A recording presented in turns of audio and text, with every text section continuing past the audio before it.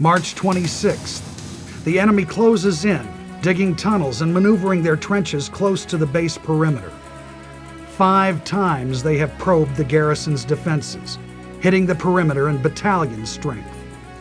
5 times they have been thrown back. The enemy is still unable to mass the all-out attack. The next day, the monsoon lifts and the weather clears. The heavy U.S. bombing and airstrikes resume.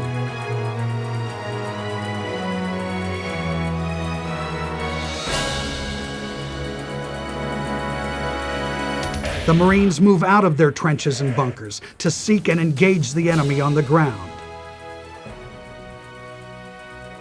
Relief troops, 30,000 men strong, are making their way to Khe Sanh. Sweeping down from the narrow highway of the north, they see little of the North Vietnamese divisions that had surrounded the base. The enemy has silently pulled out and given up the battle. He leaves in his wake a scarred landscape and destroyed bridges that must be rebuilt before the convoy can proceed. Fleets of helicopters lift men and artillery into the hills surrounding the base. On April 7th, lead elements of the relief troops walk into the base at Khe Sanh. The long siege is over. The aerial bombardment on the North Vietnamese at Khe Sanh was the most intense in the history of warfare. Navy, Air Force, and Marine pilots flew more than 24,000 sorties. In all, from January 19th until March 31st, more than 103,000 tons of bombs were dropped on the besieging forces. In addition, the enemy was pounded by more than 100,000 rounds of artillery and mortar fire. It is my conservative estimate that 15,000 men were knocked out of action during that period of time.